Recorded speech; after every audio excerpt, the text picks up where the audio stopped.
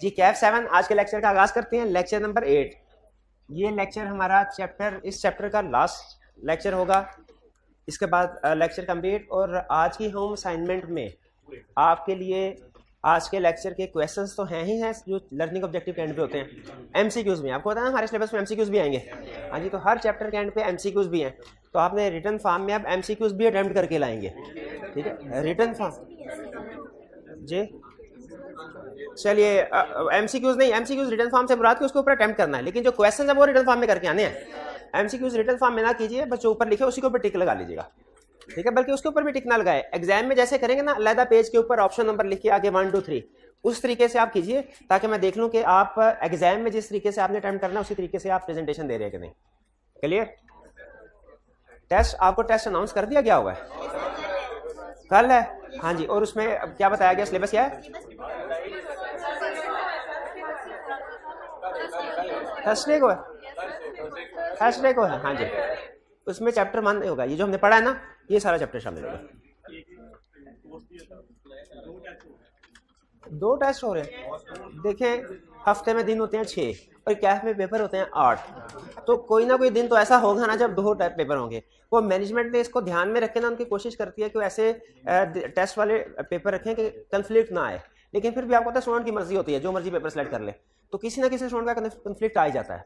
तो ऐसे स्टूडेंट को चाहिए कि वो थोड़ा रेस्ट करके एक टेस्ट दे, आधा पौना घंटा रेस्ट करके दूसरा टेस्ट दे और सबर करेगा। ठीक है, क्योंकि जाहिर नहीं टेस्ट लाजमी देना है। ना दे तो कोई मसला नहीं, ज़्यादा क्या होगा, फेल ही हो जाएंगे ना, उससे ज़्यादा क्या होगा, कुछ नहीं। हाँ, अगली दफ़ा से अगली दफ़ा आप टेस्ट दे दीजिएगा जी। अच्छा, कल के लेक्चर में से कोई क्वेश्चन पूछना चाहते हो तो पूछ लीजिए जी।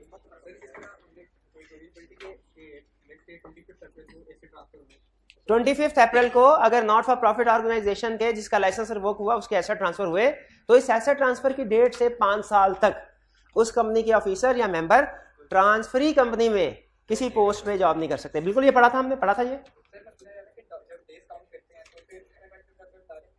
जब डेज काउंट करेंगे तो वो 25 वाला डेज इंक्लूड करेंगे कि नहीं करेंगे? कर लें बेफिक्र कर लें। एग्जाम में नॉर्मली केस स्टडी से एक दिन से फर्क नहीं पड़ता, लेकिन बहरहाल कर लें, उसको कर लेते हैं। Okay, question. अच्छा, कल के लेक्चर में उस लर्निंग ऑब्जेक्टिव में 1-2 कंसेप्ट्स रह गए थे, कुछ टर्म्स थी। जैसे एक टर्म थी बोर्ड। बोर्ड का क्या मतलब है? बोर्ड का मतलब board of directors, white board नहीं है। बोर्ड से मुराद बोर्ड ऑफ डायरेक्टर्स है। फिर इसके बाद एक टर्म थी ऑफिसर्स। ऑफिसर से क्या मुराद है? कंपनी के ऑफिसर्स जो कि मेंबर या डायरेक्टर नहीं है, वो सारे, जैसे चीफ एग्जीक्यूटिव ऑफिसर, जैसे सीएफओ, या इसके अलावा और कोई भी कंपनी का ऑफिशियल, कंपनी सेक्रेटरी वगैरह, वो सारे शामिल जी। ऑफिसर में डायरेक्टर भी शामिल है। हाँ, डायरेक्टर भी शामिल, ऑफिसर में डायरेक्टर भी शामिल है। ठीक है जी, डायरेक्टर भी ऑफिसर है। ठीक है, अहम जो कंसेप्ट है ना वो है मेंबर को समझना। बोर्ड या ऑफिसर की डेफिनेशन इतनी अहम नहीं है जितनी अहम मेंबर्स की डेफिनेशन है। मेंबर किसको कहते हैं? अच्छा, अगर मैं आपसे क्वेश्चन पूछूं, मैंने आपको एक लेक्चर में बताया था शेयर होल्डर और मेंबर एक ही चीज है, ठीक है, लेकिन मेंबर्स की टर्म कॉम्प्रिहेंसिव है, यानी वर्ड जो मेंबर है इससे मुराद कंपनी के मालिक। इसमें 3 तरह के लोग शामिल हैं। एक तो अंडरस्टूड है क्या, शेयर होल्डर। लेकिन क्वेश्चन मेरा ये है, शेयर होल्डर क्या है? ऐसा पर्सन जिसके पास कंपनी के शेयर्स हैं, जो कंपनी के शेयर्स को होल्ड करता है, which hold any kind any type of shares in A company, उसे क्या कहेंगे? Share holder. अच्छा, शेयर होल्डर तो कंपनी का मालिक या मेंबर है, ये तो है, पक्की बात है। क्या कोई ऐसा भी केस हो सकता है कि कोई पर्सन कंपनी का शेयर होल्डर ना हो लेकिन उसका मेंबर या मालिक हो? हाँ, गारंटी वाला। क्या ऐसी कंपनी भी तो हो सकती है जिसका शेयर कैपिटल, क्या ऐसी कंपनी हो सकती है जिसका शेयर कैपिटल नहीं है? हो सकती है। कौन सी? Limited by guarantee. Limited by share capital, तो लिमिटेड बाय गारंटी ऐसी शेयर कैपिटल। तो मेंबर, चूंकि कुछ कंपनीज ऐसी होती हैं जिनका शेयर कैपिटल होता ही नहीं, इसलिए अगर हम ये कहते हैं ना कि कंपनी के शेयर होल्डर कंपनी के मालिक होते हैं तो ये डेफिनेशन गलत हो जाती है। इसलिए कि जिन कंपनीज का शेयर कैपिटल है ही नहीं, क्या इसका यह मतलब फिर उनका कोई मालिक ही नहीं है, ओनर्स ही नहीं है? उनके भी ओनर्स है। तो ऐसी कंपनीज में जिनका शेयर कैपिटल है उसके मालिक कौन होंगे? और जिसका शेयर कैपिटल नहीं है उसमें कौन मालिक हो गए? Persons who agree to contribute to the assets of the company in the events of winding up.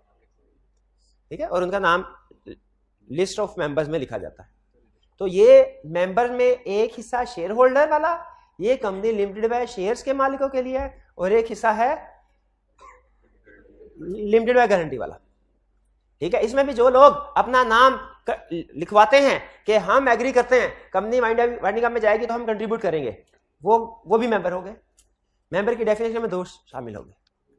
एक तीसरा पर्सन भी है जो मेंबर की डेफिनेशन में शामिल होता है, वो होता है सब्सक्राइबर। सब्सक्राइबर कौन होता है, इसको भी आज हम थोड़ी देर में स्टडी करते हैं, लेकिन पहले ध्यान में रखिएगा मेंबर्स की डेफिनेशन में 3 लोग शामिल हैं, सब्सक्राइबर, शेयर होल्डर और गारंटर, यानी जो एग्री करता है कि कंट्रीब्यूट करेगा in the event of winding up of company limited by guarantee में। तो मेंबर्स की डेफिनेशन में 3 तरह के लोग आते हैं, सब्सक्राइबर, शेयर होल्डर, गारंटर। ये क्लियर? इसमें मैंने आपको सब्सक्राइबर और गारंटर वाला शेयर होल्डर और गारंटर वाला कंसेप्ट समझा दिया। सब्सक्राइबर वाला कंसेप्ट अभी नहीं समझाया, वो भी इस प्रोसेस में समझाना है मैंने आपको। ठीक है, लेकिन अगर एग्जाम में कभी क्वेश्चन आ जाए कि मेंबर बनने के लिए शेयर्स खरीदना जरूरी है, क्या शेयर खरीदने के अलावा भी कोई केसेस है जिनमें कोई पर्सन मेंबर बन सकता है, तो आपके जहन में फौरन लफ्ज आ जाए सब्सक्राइबर की बात कर रहा है, लिमिटेड बाय गारंटी में गारंटर की बात कर रहा है। क्लियर? चलिए, आज हम स्टडी करने जा रहे हैं। आज का कंसेप्ट बहुत इजी है, कंसेप्चुअल है, बहुत इजी और स्टेप बाय स्टेप चल रहा है। आपको खुद फील होगा कि आप साथ साथ चल रहे हैं, समझ आ रही है। इजी क्या? Registration of A company. क्या पढ़ने जा रहे हैं? रजिस्ट्रेशन को इनकॉर्पोरेशन भी कहते हैं। यानी आज की क्लास में आप ये सीखेंगे कि एक कंपनी को रजिस्टर कैसे करवाना है, इनकॉर्पोरेशन कैसे करने हैं। अगर आज का लेक्चर आप अच्छे तरीके से सुन लेते हैं, समझ लेते हैं, तो आप इस काबिल हो जाएंगे कि अपने खुद की कंपनी खोल सके, अपने खुद की कंपनी रजिस्टर करवा सके। ठीक है, लेकिन याद रखें अभी तो वो सीख तो हम 1 घंटे में लेंगे, लेकिन प्रैक्टिकली इसमें 8, 10, 12 दिन लग जाया करते हैं। क्योंकि मैं तो भी यहाँ पे यही कह दूंगा ना कि अभी रजिस्ट्रार के पास चले जाओ, रजिस्ट्रार नहीं मानता तो एससीसीपी के पास चले जाओ, लेकिन रजिस्ट्रार के पास जाने के लिए, उससे मिलने के लिए आपका आधा दिन खर्च हो जाएगा, और वो सीट पे नहीं है तो बैठ के इंतजार करना पड़ेगा। तो प्रैक्टिकल जो प्रॉब्लम्स है वो ज्यादा है, लेकिन बहरहाल सिस्टम आप सारा समझ जाएंगे कि रजिस्ट्रेशन कैसे होगी, कंपनी की इनकॉर्पोरेशन कैसे होगी। तो आज हम क्या सीखने जा रहे हैं? रजिस्ट्रेशन या इनकॉर्पोरेशन किसकी? कंपनी। कहता है सबसे पहले तो ये सोच ले, समझ ले कि किसके लिए जरूरी है कंपनी के तौर पर रजिस्टर होना। कहीं ऐसा ना हो कि जरूरी हो ही ना और आप कंपनी के तौर पर रजिस्टर हो जाए। वो कहता है ऑब्लिगेशंस फॉर रजिस्ट्रेशन, वो कौन कौन सी ऑर्गेनाइजेशन है जिनके लिए कंपनी के तौर पर रजिस्टर होना लाजमी है। ये वो ऑर्गेनाइजेशन है जो लाजमी अपने आप को कंपनी के तौर पर रजिस्टर करवाएंगी। इसके अलावा चाहे तो करवाएं, चाहे ना करवाएं। जैसे एक अकेला बंदा है, वो चाहे तो सोल प्रोप्राइटरशिप के तौर पे बिजनेस स्टार्ट कर ले, अगर वो चाहता है कि अपना एक कॉर्पोरेट लीगल स्टेटस सेपरेट बनवाए, तो क्या वो कंपनी के तौर पे रजिस्ट्रेशन करवा सकता है? यस। किस तरह की कंपनी? Single member company. ठीक है, तो ये वो केसेस, चाहने को तो कोई भी बंदा कंपनी रजिस्टर करवा सकता है, लेकिन ये वो केसेस है जिनमें कंपनी के तौर पे रजिस्ट्रेशन करवाना लाजमी है। पहला, हर वो पार्टनरशिप या association of person, every partnership या एसोसिएशन ऑफ पर्सन। कौन सी पार्टनरशिप या एसोसिएशन ऑफ पर्सन? जो के गेन, फायदे के लिए, फायदा हासिल करने के लिए बनाई गई है। ठीक है, प्रॉफिट पर्पस के लिए बनाई गई है, और जिसमें मेंबर्स की तादाद 20 से ज्यादा है। यानी हर वो पार्टनरशिप या एसोसिएशन ऑफ पर्सन जिसमें पार्टनर्स या पर्संस की तादाद कितने से ज्यादा है। याद रखिए इस तादाद में एम्प्लॉइज को काउंट नहीं किया जाता। ऐसा ना हो कोई पर्सन अकेला सोल प्रोवाइडर है, उसके नीचे 50 लोग काम कर रहे हैं, आप उसे कहे भाई कंपनी बनाओ, वो कहेगा भाई ओनर तो एक ही है ना, पार्टनर तो ऐसे पार्टनरशिप या एसोसिएशन ऑफ पर्सन जो गेन के लिए, प्रॉफिट पर्पस के लिए बनी हो पार्टनरशिप या एसोसिएशन, और उसमें मेंबर्स की तादाद, पर्सन की तादाद 20 से ज्यादा हो, पार्टनर्स की तादाद 20 से ज्यादा हो, तो वो क्या करेगी? उसके लिए लाजमी है, जब तीनों शर्तें पूरी हो जाएं, लाजमी है कि वो अपने आप को कंपनी के तौर पे एससीसीपी के पास रजिस्टर करवाए। अगर ये लोग अपने आप को एससीसीपी के पास एज कंपनी रजिस्टर नहीं करवाते, तो ना सिर्फ ये कि इनकी पर्सनल लायबिलिटी होगी सारे डेट्स वगैरह के लिए, बल्कि इनको पेनल्टी भी पे करना पड़ेगी लेवल 1 की। ठीक है, ये लेवल 1 स्टैंडर्डाइज्ड लेवल है, वो हमें अमाउंट याद करने की जरूरत नहीं है। ठीक है, level 1 penalty, level 2 penalty, level 3 आपने इसी तरह याद किया करना है, तो उसमें लेवल 1 पेनल्टी क्लियर हो गया। लेकिन इसके कुछ एक्सेप्शन है। एक्सेप्शन का मतलब क्या है यहाँ पे कि वो केसेस जिसमें पार्टनरशिप या एसोसिएशन पर्सन में पर्सन्स की तादाद 20 से ज्यादा होगी, फिर भी कंपनी के तौर पर रजिस्टर ना करवाएं, फिर भी कंपनी के तौर पर ना करवाएं। जैसे पार्टनरशिप ऑफ प्रोफेशनल्स, प्रोफेशनल कौन सा है? चार्टर्ड अकाउंटेंट्स प्रोफेशनल्स हैं जी, lawyers professional, ICMA professional, MBS professional नहीं है, डॉक्टर्स कहते हैं प्रोफेशनल्स हैं। मुझे बताइए, आप जब फर्म में आर्टिकल करने के लिए जाएंगे ना, कैफ क्वालिफाई करने के बाद, अगर मेहनत करते रहेंगे और लगे रहेंगे तो इंशाल्लाह हो जाएंगे, पक्की बात है। लेकिन दो शर्तें, मेहनत करते रहें और लगे रहें। लगे रहे से मुराद क्या है? कभी पेपर पास होंगे, कभी फेल भी होंगे। जिसके कभी जिंदगी में पेपर फेल नहीं होते थे उसके भी हो जाते हैं, लेकिन लगे रहें और डिसहार्ट होकर नहीं, एक दफा फेल हो गए डिसहार्ट होकर नहीं लगे रहना, मेहनत करके लगे रहना, तो इंशाल्लाह कंफर्म है कैफ क्वालिफाई हो जाएगा, कैफ क्या सीए भी हो जाएगा। लेकिन ये दोनों काम बड़े मुश्किल होते हैं, एक तो मेहनत करते रहना, और फिर जो बच्चा मेहनत करता है अगर उसका एक आधे पेपर में फेल हो जाए ना, वो डिसहार्ट बहुत हो जाता है। ठीक है, वो फिर लगे नहीं रहता, वो फिर कहता है बस आता है अब अगली दफा से नहीं, मेहनत करते तो इंशाल्लाह पास हो जाए। तो आप जब कैफ क्वालिफाई करके ट्रेनिंग के लिए जाएंगे सीएफ फर्म के पास, वहां पे जाके देखेंगे पार्टनर्स कितने हैं, आपको पता चलेगा 32 पार्टनर्स है, आपको पता चलेगा 25 पार्टनर्स है, एक फर्म में आपको पता चलेगा 46 पार्टनर्स है। आप कहेंगे ओहो, इनको तो अपने आप को कंपनी बना लेना चाहिए, बना लेना चाहिए, नहीं बनाना चाहिए, ये एक्सेप्शन है। पार्टनरशिप ऑफ प्रोफेशनल फर्म, इनकी तादाद पार्टनर्स की तादाद 20 से ज्यादा भी हो जाए, एक्सेप्शन है, कंपनी बनाने की जरूरत नहीं। ऐसी एसोसिएशन पर्सन या बॉडी जो कि किसी दूसरे लॉ के मुताबिक रजिस्टर्ड है और कंपनी लॉ के अलावा किसी दूसरे लॉ में रजिस्टर्ड है, और दूसरे लॉ ने कहा है बेफिक्र होकर जितने मर्जी मेंबर बढ़ाई जाओ, कोई टेंशन नहीं है, तो फिर चूंकि वो दूसरे लॉ ने इजाजत दे दी, कंपनी लॉ के मुकाबले में दूसरा लॉ आ गया, तो फिर वो एक्सेप्शन होगी ना।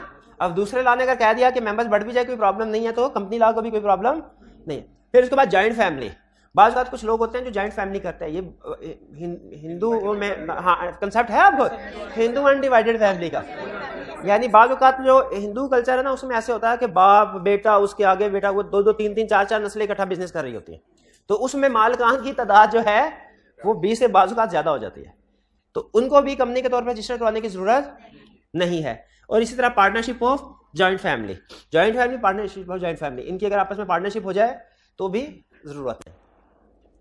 4 एक्सेप्शंस हैं जिनमें मेंबर्स की तादाद, पर्सन्स की तादाद 20 से ज्यादा भी हो जाए कोई टेंशन नहीं, कंपनी के तौर पे रजिस्टर करना रिक्वायर्ड नहीं। 4 एक्सेप्शन कौन सी हैं? Partnership of professionals, body association registered any other law, joint family, partnership of joint family. शाबाश, ये तो हो गया हमारा कि किन किन ऑर्गेनाइजेशन के लिए कंपनी के तौर पर रजिस्ट्रेशन करवाना जरूरी है, किन के लिए नहीं। अब एक स्टेप आगे चलते हैं। क्या अगर हम किसी ऐसी ऑर्गेनाइजेशन में है जिसके लिए लाजिम हो गया कंपनी के तौर पर रजिस्ट्रेशन करवाओ, या लाजमी नहीं है लेकिन हमारा दिल कर रहा है कंपनी बना ही लेते हैं, 3 लोग हैं, 3 लोग चाहे तो पार्टनरशिप के तौर पे भी बिजनेस कर सकते हैं, लेकिन हमने फैसला किया कंपनी बना लेते हैं तो बना लेते हैं। कहानी शुरू कहां से होगी? देखिए, सबसे पहले ना जो लोग आपस में बैठे होते हैं और सोच विचार करते हैं और फैसला करते हैं कि हम कंपनी बनाएंगे, जिस दिन इन लोगों ने फैसला किया कि हम कंपनी बनाएंगे उस दिन कंपनी बन तो नहीं गई, लेकिन जिस दिन इन्होंने फैसला किया ना, इनको नाम दिया जाता है प्रोमोटर्स का। प्रोमोटर्स का मतलब है ऐसे लोग जो कंपनी बनाने के लिए नेसेसरी स्टेप्स ले रहे हैं। प्रोमोटर्स का मतलब ऐसे लोग जो कंपनी इनकॉर्पोरेट करने के लिए नेसेसरी स्टेप्स ले रहे हैं, इन्हें क्या कहते हैं? प्रोमोटर्स। इन्हें मेंबर्स ऑफ द कंपनी तो नहीं कहेंगे। क्यों नहीं कहेंगे? और कंपनी बनी ही नहीं, उसके मेंबर कहां से आ गए? इनको शेयर होल्डर तो नहीं कहेंगे। क्यों नहीं कहेंगे? अब कंपनी बनी ही नहीं, शेयर इशू हुए ही नहीं, शेयर होल्डर कहां से आ गए? तो इनको क्या नाम देते हैं? प्रोमोटर्स। प्रमोटर्स ने फैसला किया कि एक अच्छा सा कंपनी का नाम रिजर्व करवाते हैं, नाम रिजर्व करवाते हैं। आपने कभी अगर फर्ज कीजिए, मैं कभी एक दफा ना कुछ फॉर्म फिल करता था, मुझे बड़ी टेंशन होती थी। वो पूरा लंबा चौड़ा फॉर्म होता था, उसमें नेम एड्रेस सारी चीज़ें लिखें और जी आप ईमेल या यूज़र नेम कौन सा सेलेक्ट करना चाहता है वो लिखें। जब क्लिक करें ना तो आगे मैसेज आता है यूज़र नेम ऑलरेडी सिलेक्टेड, और फिर लिखा होता है सारा फॉर्म दोबारा फिल करें। तो हालांकि उसमें 2-3 मिनट लगते थे, लेकिन एक बंदे को टेंशन होती है, बंदा कहता है पहले वो यूज़र नेम ही सिलेक्ट कर लो ना, मुझे पता चल जाए, बार बार फॉर्म तो ना फिल करना पड़े। सम टाइम ऐसा हॉटमेल ऐसा होता है वो एक नाम दोबारा रजिस्टर नहीं करना। उसी तरह कंपनी रजिस्टर करवाने के लिए जरूरी है कि किसके पास जाया जाए? रजिस्ट्रार के पास, और इसको क्या जमा करवाया जाए? मेमोरेंडम और आर्टिकल्स। मेमोरेंडम एसोसिएशन और articles of association written documents हैं, बड़े बड़े डॉक्यूमेंट्स होते हैं। मेमोरेंडम तो छोटा डॉक्यूमेंट है 1-2 सफ़ों का, जो आर्टिकल्स एसोसिएशन है ये 150-200 सफ़ों के डॉक्यूमेंट होते हैं। अगर आप ये नाम, इनमें कंपनी का नाम भी लिखा होता है, अगर आप ये सारे डॉक्यूमेंट बना के लेके जाए रजिस्ट्रार के पास और रजिस्ट्रार आगे से कहे सॉरी सर ये डॉक्यूमेंट मैं एक्सेप्ट नहीं कर सकता, बाकी चीजें तो ठीक है, कंपनी का नाम ठीक नहीं है, जाए नाम ठीक करके दोबारा डॉक्यूमेंट्स लेके आए। अब आप नाम ठीक करके दोबारा 200 डॉक्यूमेंट्स का प्रिंट निकलवा के लेके आएंगे, प्रॉब्लम है कि नहीं? तो इसीलिए वो ये कहते हैं कि हम बजाय ये कि पहले ही मेमोरेंडम और आर्टिकल्स लेकर रजिस्ट्रार के पास चले जाएं, पहले हम to be on safe side एक काम करते हैं। क्या? पहले नाम रिजर्व करवा लेते हैं, नाम रिजर्व करवा लेते हैं। ये रिजर्व हो रहा है, रजिस्टर नहीं हो रहा। रजिस्टर तो जब कंपनी रजिस्टर होगी तभी होगा ना, ठीक है? रिजर्व करवा लेते हैं, ठीक है? ये नाम बाद में इसका मतलब है कैंसिल भी हो सकता है। रिजर्व करवाने के लिए क्या करना पड़ेगा? प्रमोटर्स अप्लाई करेंगे, किसको? ये जहन में रखेगा अथॉरिटी कौन सी कहां पे। अथॉरिटीज के बारे में आपको वार्न किया हुआ ना मैंने। अथॉरिटीज के बारे में क्या वार्निंग दिया मैंने? जो अथॉरिटी जहां पे है उधर ही फिट करनी है। जो काम एससीसीबी के वहां पे एससीसीबी लिखेंगे, जो रजिस्ट्रार के वहां रजिस्ट्रार लिखेंगे। प्रमोटर्स अप्लाई करेंगे रजिस्ट्रार को कि भाईजान नाम रिजर्व कर ले, ये हमने नाम सोचा है, नाम रिजर्व कर ले। नाम कितने दिन के लिए रिजर्व किया जाए? इसका मतलब है नाम रिजर्व करवाने के बाद अगर नाम रिजर्व हो जाए 60 डेज के अंदर अंदर कंपनी रजिस्टर करवानी होगी उस नाम से। अगर 60 डेज तक कंपनी रजिस्टर नहीं करवाई, नेम फॉरक, वो फिर अब उस नाम को कोई दूसरी कंपनी इस्तेमाल करना चाहे तो कर सकती है 60 डेज के लिए। अगर रजिस्ट्रार कहे ये नाम मैंने नहीं रिजर्व करना, भाग जाओ, क्या हम रजिस्ट्रार के फैसले के खिलाफ कहीं अपील कर सकते हैं? कहां कर सकते हैं? कमीशन को। कितने दिन में? रिफ्यूजल के 30 दिन के अंदर अंदर कमीशन का। देखे सर नाम ठीक था, अच्छा भला नाम था, रजिस्ट्रार ने रजिस्टर नहीं किया, तो फिर कमीशन उसे कहेगा भाई रजिस्टर करो। जो नाम रजिस्टर किया जा रहा है, अगर इसको रजिस्टर करवाते हुए कोई इनकरेक्ट इंफॉर्मेशन सप्लाई की गई ना, तो रिजर्वेशन कैंसिल हो जाएगी। अगर नेम रिजर्व करवाते हुए इनकरेक्ट इंफॉर्मेशन मुहैया की गई तो क्या होगा? कैंसिल हो जाएगी। ठीक है भाई, ऐसा ना हो हमने कंपनी प्राइवेट रजिस्टर करवानी है और हम उसमें एबीसी लिमिटेड के नाम से नाम रिजर्व करवा लें, तो वो तो नाम गलत इंफॉर्मेशन हमने दी ना। हाँ, टाइप ऑफ कंपनी कोई और है और नाम कोई और, तो नेम कैंसिल हो जाएगा। रिजर्वेशन अगर गलत इंफॉर्मेशन दी तो। पहले स्टेप में नेम रिजर्व हो गया, एग्री करते हैं जी? कितने दिन के लिए? 60 डेज के लिए। अब अगर नेम रिजर्व हो गया, खुशकिस्मती से हमें कमीशन के पास फर्ज करें नहीं जाना पड़ा, रजिस्ट्रार ने ही 60 डेज के लिए नेम रिजर्व कर दिया। अब 60 डेज के अंदर हमने क्या करना है? प्रमोटर्स हैं। अब हमने मेमोरेंडम और आर्टिकल्स ऑफ एसोसिएशन बना के जाना है रजिस्ट्रार के पास। यहां पे एक चीज ध्यान में रखिए, रजिस्ट्रार के पास 2 डॉक्यूमेंट्स लेके जानी है प्रमोटर्स ने कंपनी रजिस्टर करवाने के लिए। कौन कौन सी? Memorandum of association. अच्छा जरा बताइए इसमें कौन सी डॉक्यूमेंट छोटी है कौन सी बड़ी? छोटी। ऑडियो मेमोरेंडम में सिर्फ 6-7 चीजें आती हैं। कंपनी का नाम क्या है, रजिस्टर्ड ऑफिस कहाँ पे है, लायबिलिटी क्या होगी, शेयर कैपिटल क्या होगा, वगैरह वगैरह ये चीजें।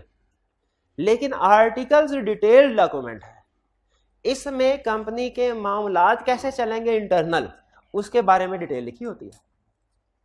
ठीक है, जैसे बताया था ना पाकिस्तान का आईने पाकिस्तान है, पाकिस्तान में सारे मामलात आईने पाकिस्तान के तहत चलते हैं। उसी तरह कंपनी के अंदर कंपनी की कॉन्स्टिट्यूशन कौन से डॉक्यूमेंट है? आर्टिकल, मेमोरेंडम ऑफ एसोसिएशन और आर्टिकल ऑफ एसोसिएशन दोनों। अच्छा आर्टिकल्स ऑफ एसोसिएशन तो चले, मेमोरेंडम 2 सफों का खुद बना लेंगे। आर्टिकल्स इतने लंबी डॉक्यूमेंट्स बनाने के लिए ना लॉयर्स की जरूरत पड़ती थी, तो कमीशन ने प्रमोटर्स को फैसिलिटेट करने के लिए एक ऑप्शन दी हुई है। क्या?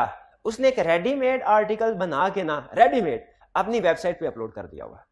उसने कहा है अगर कोई कंपनी, अच्छा बताइए पाकिस्तान में कंपनी लिमिटेड बाय शेयर भी है, लिमिटेड बाय गारंटी भी है, अनलिमिटेड भी है, सबसे ज्यादा कौन सी कंपनी रजिस्टर होती है?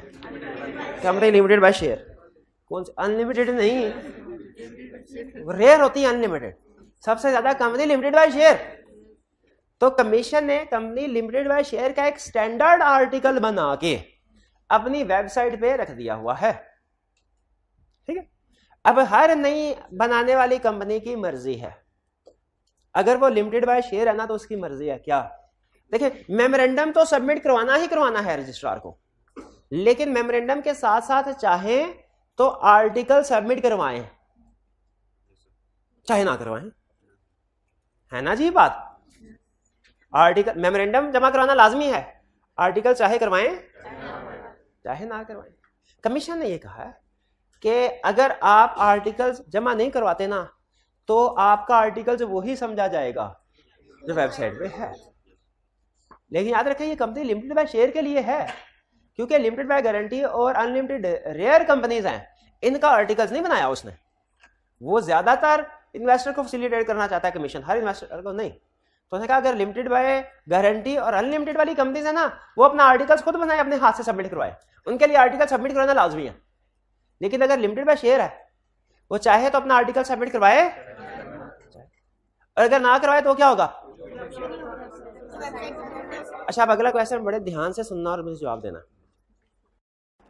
कंपनी लिमिटेड बाय शेयर कहते हैं नहीं मैंने तो अपना आर्टिकल जमा करवाना है, करवा सकती है। उसके लिए भी आसान नहीं है। क्या वेबसाइट से आर्टिकल्स डाउनलोड करे, साइन करे, वही जमा करवा दे, और अगर कुछ चेंज करना चाहते हैं तो डाउनलोड करे, चेंज करे, साइन करके जमा करवा दे। लेकिन याद रखिए अगर ये कंपनी आर्टिकल्स खुद से जमा करवा देती है अपना, तो जो इसका जमा किया हुआ आर्टिकल्स है वो इसके ऊपर अप्लाई होगा। लेकिन अगर ये आर्टिकल जमा नहीं करवाती तो वेबसाइट वाला अप्लाई होगा।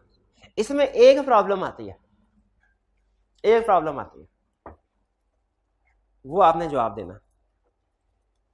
वेबसाइट वाला आर्टिकल 12 एरियाज को कवर करता है। फर्ज करें हमने उसे डाउनलोड किया, उसमें से 6 एरियाज को डिलीट कर दिया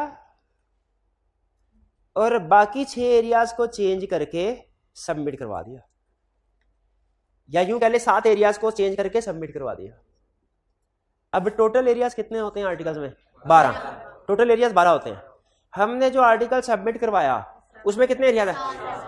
क्वेश्चन ये है कि बाकी के जो 5 एरियाज हैं जिनको हमने अपने आर्टिकल में जिक्र नहीं किया, वहां पे कोई इशू राइज होता है, वो कैसे सेटल्ड होगा?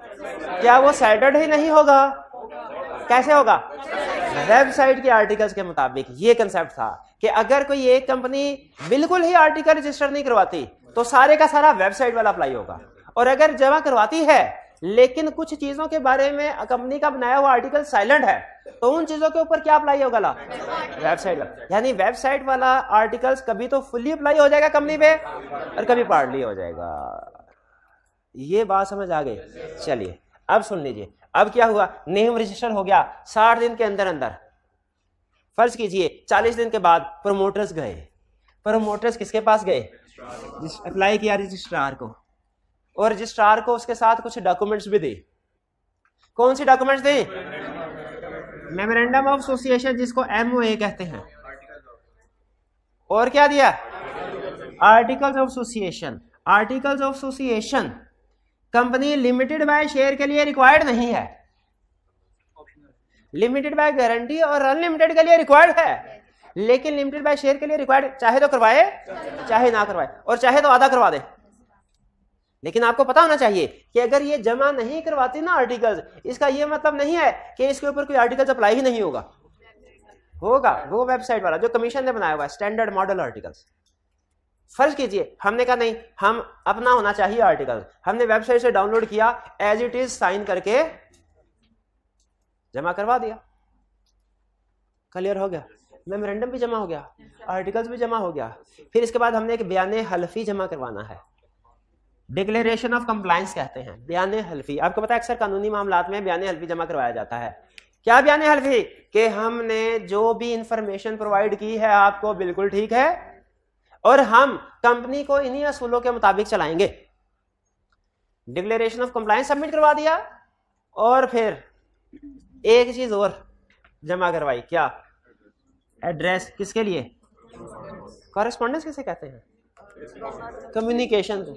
लेकिन भाई अगर ये रजिस्ट्रार कहेगा डॉक्यूमेंट जमा करवा के चले जाओ, अगर सही हो गए ना डॉक्यूमेंट तो तुम्हारा सर्टिफिकेट हमारे घर पहुंच जाएगा, तो किस एड्रेस पे पहुंचेगा? कॉरेस्पॉन्डेंस। घर से मुराद वो जो भी उन्होंने कंपनी का ऑफिस बनाया हुआ है। तो क्या एड्रेस फॉर कॉरेस्पॉन्डेंस देना जरूरी है? इसमें इस एड्रेस पे सर्टिफिकेट आया करता है। कौन सा सर्टिफिकेट? Certificate of incorporation. उसका मतलब है कंपनी रजिस्टर करवाने के लिए 4 documents, memorandum, articles, declaration, correspondence.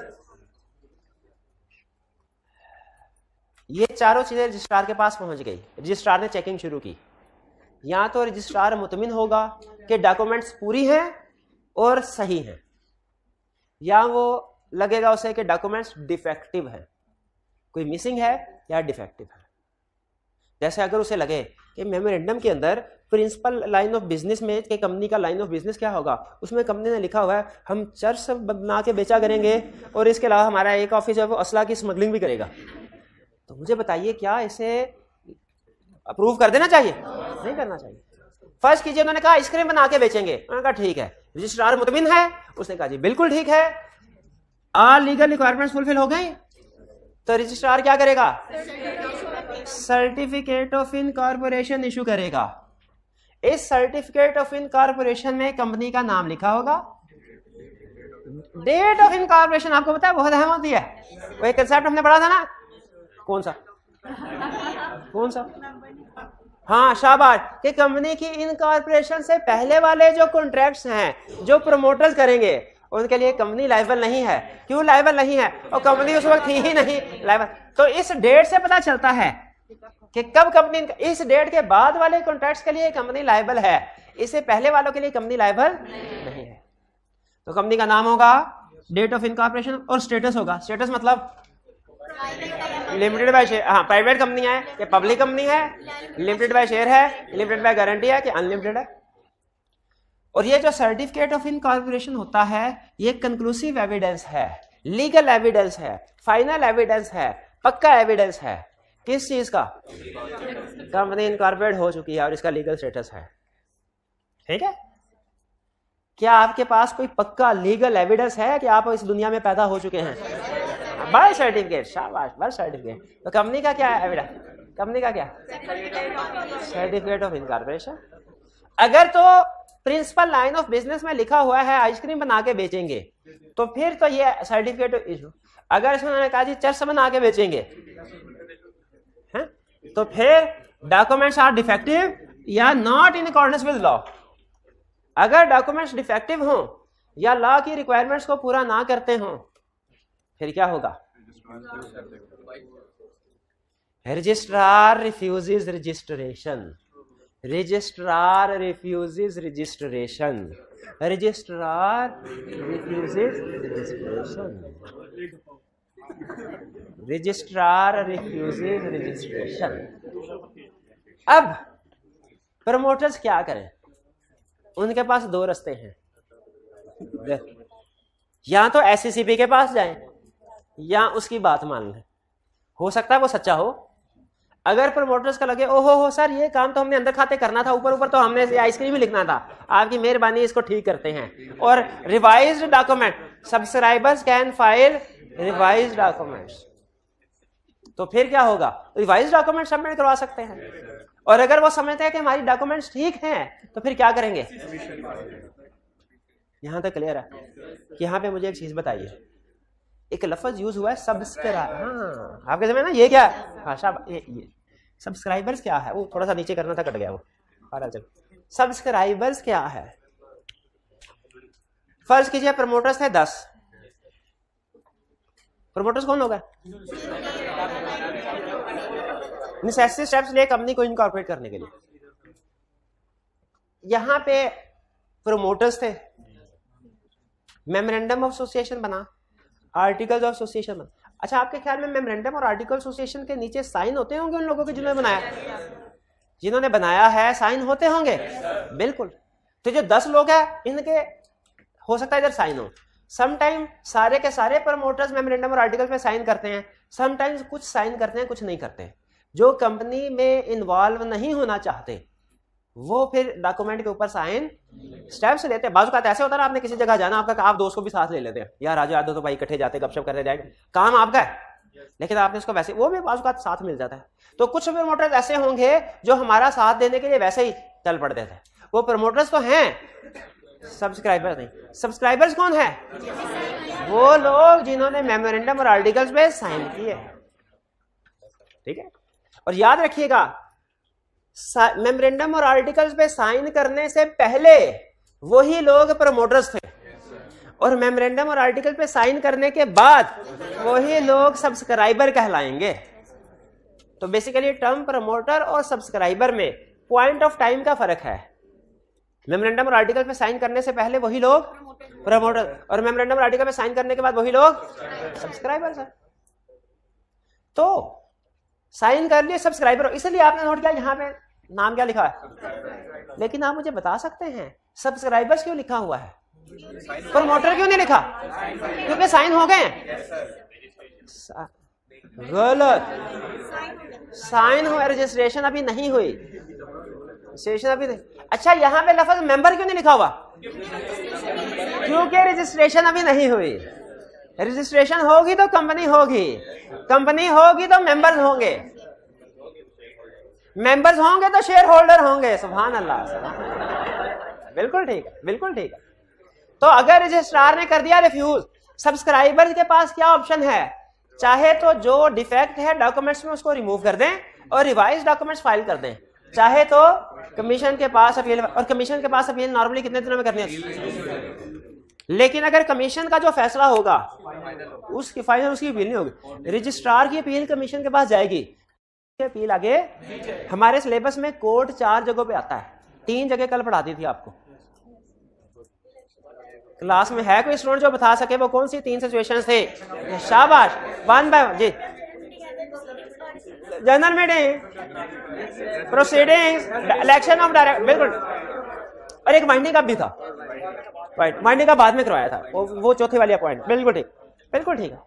तो इसका मतलब है इस केस में कोर्ट के पास नहीं जाया जा सकता, इसमें कमीशन का डिसीजन ही।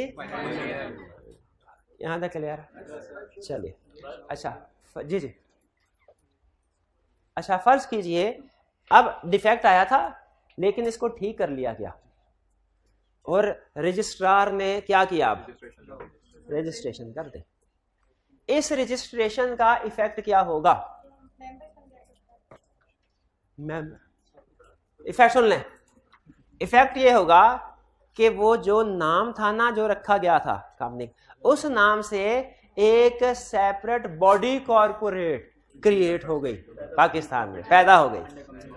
जिस दिन रजिस्ट्रार ने सर्टिफिकेट ऑफ इनकॉर्पोरेशन इशू कर दिया, उसी दिन एक बॉडी कॉर्पोरेट पैदा हो गई पाकिस्तान में। किस नाम से? उसी नाम और स्टेटस से जो रजिस्टर करवाया गया था, बॉडी कॉर्पोरेट बन गई। अच्छा, इस बॉडी कॉर्पोरेट की खसूसियात क्या हैं? नेचुरल पर्सन की खसूसियात होती है 2 आंखें, 2 कान, 1 नाक। उसी तरह इस बॉडी कॉर्पोरेट जो क्रिएट हुई है, खसूसियात क्या है? इसका सेपरेट लीगल स्टेटस होगा। किससे? इसके ओनर से। परपेचुअल सक्सेशन होगी, मतलब ये कभी नहीं मरेगी, ये हमेशा चलती रहेगी। शेयर होल्डर मरेंगे लेकिन कंपनी नहीं मरेगी, इसके शेयर होल्डर चेंज होते रहेंगे। ठीक है, हाँ, ये कंपनी कल भी जिंदा थी, कंपनी आज भी जिंदा, कल भी जिंदा रहेगी, कल भी जिंदा रहेगी। ना ना भाई, सियासी गुफ्तगू करना मना है। कॉमन सील, कॉमन सील किसको कहते हैं? स्टैंप। कंपनी के बिहाफ पे जो भी एग्रीमेंट्स होते हैं ना, एक तो वो कंपनी के नाम से होते हैं, दूसरा उसके ऊपर कंपनी के स्टैंप होती है, इसे कहते हैं कॉमन सील। ठीक है, बॉडी कॉर्पोरेट बन गई, तो जो उसके मेंबर थे उनकी क्या हैसियत है? अब सॉरी गलत, जो उसके सब्सक्राइबर थे उनकी क्या है? हाँ, subscribers become members with limited liability. कौन सी लिमिटेड लायबिलिटी? जो रजिस्टर करवाई हुई है उसके मुताबिक, जो रजिस्टर करवाई हुई है उसके मुताबिक सब्सक्राइबर्स। इसका मतलब है वही लोग जो पहले सब्सक्राइबर्स थे अब क्या हो गए? मेंबर। लेकिन याद रखें, सब्सक्राइबर की स्टेज पे भी उनको, आपने मेंबर्स की डेफिनेशन पढ़ी ना, तो उसने सब्सक्राइबर्स को भी मेंबर में ही कवर किया हुआ था। यानी सब्सक्राइबर भी किसी हद तक मेंबर ही समझे जाते हैं रजिस्ट्रेशन से पहले। जैसे ही रजिस्ट्रेशन हो जाए वही सब्सक्राइबर्स क्या हो जाते हैं? मेंबर हो जाते हैं। इसीलिए मेंबर्स की डेफिनेशन में सब्सक्राइबर का लफ्ज भी लिखा हुआ था। क्या?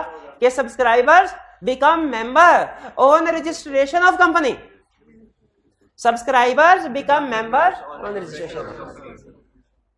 इसके बाद अब देखिए, अभी शेयर्स वाला इशू नहीं हुए इनको, शेयर्स इसके बाद इशू, ये ध्यान में रखिएगा। इवन अगर कंपनी लिमिटेड बाय शेयर भी है ना, तो कंपनी रजिस्टर हो गई है, शेयर उसी दिन नहीं इशू हो जाते, उनको कुछ टाइम 30, 45, 60 दिन लगेंगे, ठीक है।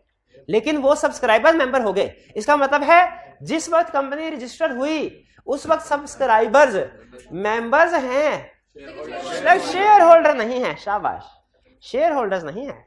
इसका मतलब कंपनी के मेंबर शेयर होल्डर भी होते हैं, कंपनी के मेंबर सब्सक्राइबर भी होते हैं, कंपनी के मेंबर गारंटर भी होते हैं, 3 तरह। फिर इसके बाद subscribers become holder of limited initial share, holder इधर लिखे इनिशियल शेयर्स, यानी ये वो सब्सक्राइबर्स होंगे जिनको कंपनी के पहले शेयर इशू किए जाएंगे। ये बाद में किए जाएंगे, अभी नहीं है, अभी बाद में किए जाएंगे, लेकिन कंपनी की जिंदगी के जो पहले शेयर्स हैं किनको इशू किए जाएंगे? हाँ जी, वही जो सब्सक्राइबर थे पहले अब मेंबर बन, और जब ये इनिशियल शेयर इशू कर दिए जाएंगे शेयर होल्डर में। अच्छा, अब इसके बारे में ना हम डिटेल में स्टडी करेंगे आगे कि ये इनिशियली शेयर्स कैसे इशू किए जाते हैं। ये आगे शायद उसने कहीं नेक्स्ट चैप्टर में बताया होगा, मेरा ख्याल है इस चैप्टर में मेमोरेंडम और आर्टिकल्स में हाँ बताया होगा। हाँ चले छोड़े छोड़े इसको पढ़ देंगे, नहीं पढ़ाना शुरू करते हैं, पढ़ाना शुरू करते हैं यार, ये कल पढ़ेंगे, बिल्कुल कल पढ़ेंगे, अभी तो सिर्फ बता रहा। और last, person named in articles become directors, कि जिन लोगों का असल में आर्टिकल्स ऑफ एसोसिएशन में एक पार्ट होता है डायरेक्टर के, कंपनी के डायरेक्टर्स कौन कौन होंगे? तो कंपनी की जिंदगी के जो पहले मेंबर्स होते हैं वो तो सब्सक्राइबर होते हैं जिन्होंने आर्टिकल्स को साइन किया था, मेमोरेंडम को साइन किया, और आर्टिकल्स के अंदर जिन लोगों का नाम प्रपोज डायरेक्टर्स के तौर पे लिखा गया होता है, जैसे ही आर्टिकल रजिस्टर होंगे वो डायरेक्टर्स बन जाएंगे। Persons named in articles become directors, directors जी। मेंबर्स खुद भी लिख सकते, मेंबर्स अगर अपने नाम लिख देंगे डायरेक्टर की जगह पे, डायरेक्टर वाले खाना आर्टिकल में जहां पे डायरेक्टर वाला खाना है ना, वहां पे मेंबर्स अगर अपने नाम लिख देंगे तो वो डायरेक्टर बन जाएंगे। किसी और के नाम लिख देंगे, लेकिन उसकी कंसेंट, रजामंदी, ये नहीं कि उसकी रजामंदी यानी हम उसका नाम लिखकर डायरेक्टर बना देने, नहीं, उसकी कंसेंट जरूरी होती है।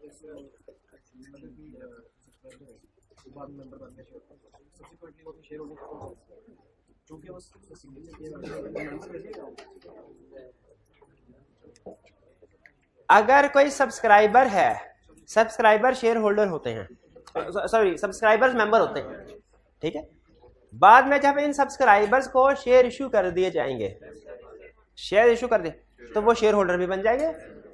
सुन का क्वेश्चन है, अगर बाद में ये अपने शेयर बेच दें, शेयर बेच दें, तो चूंकि आर्टिकल्स में इनका नाम लिखा हुआ है तो वो सब्सक्राइबर तो रहेंगे, सब्सक्राइबर रहेंगे तो मेंबर्स भी रहेंगे। लेकिन याद रखें, अगर केस स्टडी में वो ऐसा आपसे पूछे कि एक पर्सन मिस्टर ए है, उसने अपने सारे शेयर्स बेच दिए, क्या वो कंपनी का मेंबर है? तो आपने क्या लिखना है?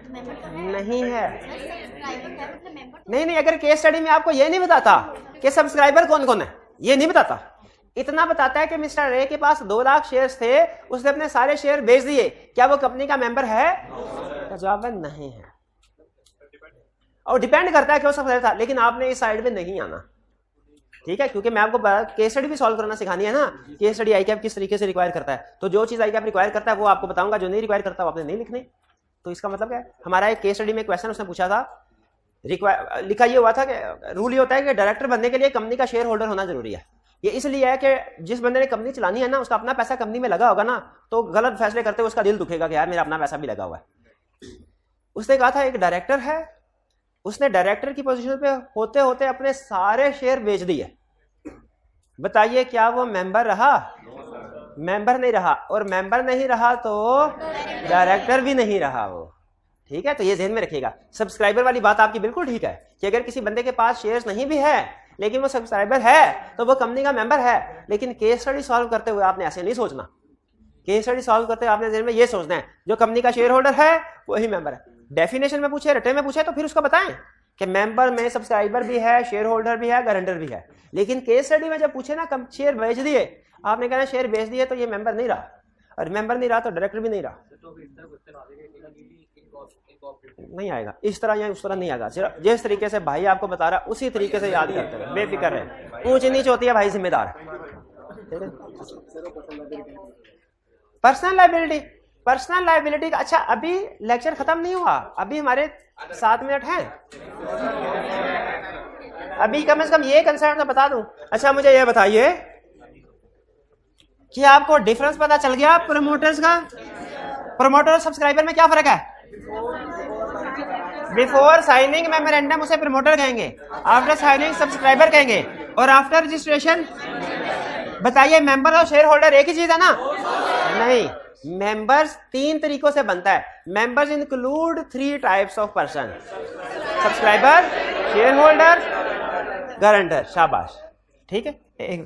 फिर इसके बाद प्री इनकॉर्पोरेशन कॉन्ट्रैक्ट, ये क्या कंसेप्ट है? कंपनी की इन प्री का होता है पहले, बिफोर। कंपनी की इनकॉर्पोरेशन से पहले जो कॉन्ट्रैक्ट होंगे उनका क्या स्टेटस है? उनका स्टेटस ये है कि वो कंपनी के ऊपर लायबल नहीं है। तो किसके ऊपर लायबल है?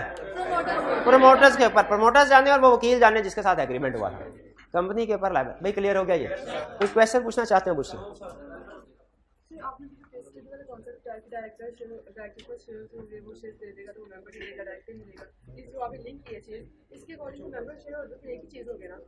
हाँ जी बिल्कुल। नॉर्मली केस स्टडीज में वो आपको यहाँ तो कंपनी लिमिटेड बाय शेयर का क्वेश्चन पूछेगा, और यहाँ केस स्टडी में कंपनी लिमिटेड बाय गारंटी का क्वेश्चन पूछेगा।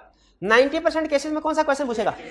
Limited by share. और 10% में और 0% केसेस में अनलिमिटेड का। तो कंपनी लिमिटेड बाय शेयर का जब क्वेश्चन पूछेगा तो आपके लिए शेयर होल्डर ही मेंबर है और मेंबर ही शेयर होल्डर है, क्योंकि केस स्टडी में हमने सिर्फ जो गिवन इंफॉर्मेशन होती है ना उसके मुताबिक आंसर करना होता है, ठीक है।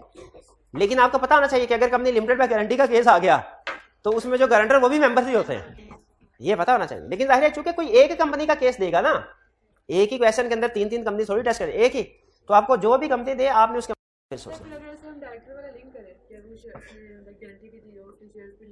नहीं ऐसे ना करे कि उसने गारंटी भी दी उसने शेयर भी दी, उसको सिंपल ध्यान में रखे। इतना मुश्किल क्वेश्चन नहीं आएगा कि यहाँ कंपनी लिमिटेड बाय शेयर है या लिमिटेड बाय गारंटी।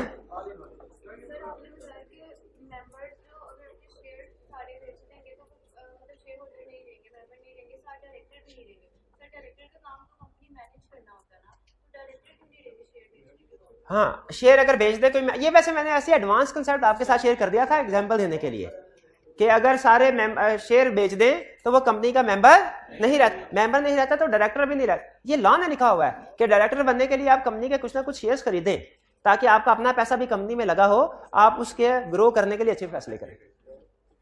और कोई क्वेश्चन? जी, इन दोनों को आपने लगाना है मेरे भाई रट्टा। नहीं कर। देखिए उस्ताद को ऊंच नीच का पता होता है, कहां से बच्चे को मोस्ट एफिशिएंटली किस तरीके से निकालना है, ये उस्ताद को पता होता है। जो चीज अहम है वो आपके साथ शेयर कर दी जाएगी। अच्छा मैं ये नहीं कह रहा इसको छोड़ दें, एक्सेप्शंस अहम हैं, लेकिन एक्सेप्शंस रिप्रोडक्शन के क्वेश्चन में पूछेगा। जो कंसेप्ट है कि आप केस स्टडी में पूछता होता है ना, उसको हम टीचर्स ने दबा के समझाना होता है आपको, और एक नहीं डिफरेंट एंगल से समझाना होता है। लेकिन जो रिप्रोडक्शन में क्वेश्चन पूछता है उसका एक ही मकसद होता है, क्या बच्चे को किसी न किसी तरीके से याद करवा दे। तो इसमें याद करना अहम है, समझना भी अहम है लेकिन कम। लेकिन केस स्टडी में समझना बहुत अहम है, समझना ही अहम है केस स्टडी वाले क्वेश्चन में, ठीक है। तो इसको लगाए। और भी मैं वक्तन हर चैप्टर में आपको एक एक 2-2 लाइंस ऐसी होंगी जिनमें आपको ये कहता रहूंगा क्या इसमें रटा लगाए, ठीक है। आपने बेहतरीन तरीका उसका यही है, वरना आप अपनी तरफ से कोशिश करके देख लें, आपको कोई फायदा नहीं होगा। वो आ गूगल पे सर को तो आते नहीं, सर पढ़ के नहीं आए, सर को क्या पता इसलिए सर को मारे थे। मैं गूगल पे मैं खुद सर्च करता हूँ, जाकर के कोई समझ नहीं आनी आपको। एंड पे आप इसी नतीजे पे पहुंचेंगे, यार याद ही कर लेता हूँ। और की क्वेश्चन? प्रिंटर चलिए आज का लेक्चर यहाँ पे खत्म करते हैं हम। अच्छा असाइनमेंट जरूर करनी है और एमसीक्यूज भी लाजमी करने हैं, एमसीक्यूज। अल्लाह हाफिज।